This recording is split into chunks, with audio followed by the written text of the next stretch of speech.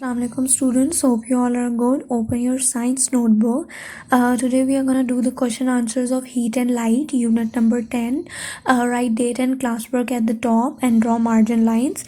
Answer the questions. Question number 1, how do heat and light help us? कैसे हमें help करते हैं? Heat and light enable us to see, provide us with energy provide करते हैं, keep the earth warm, earth को warm रखते हैं, and help plants to produce their own food. Question number 2, what are transparent objects?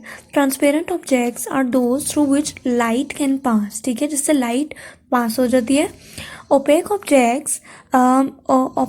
objects do not allow any light to pass through. ठीक है, ये कोई light pass नहीं करने देते.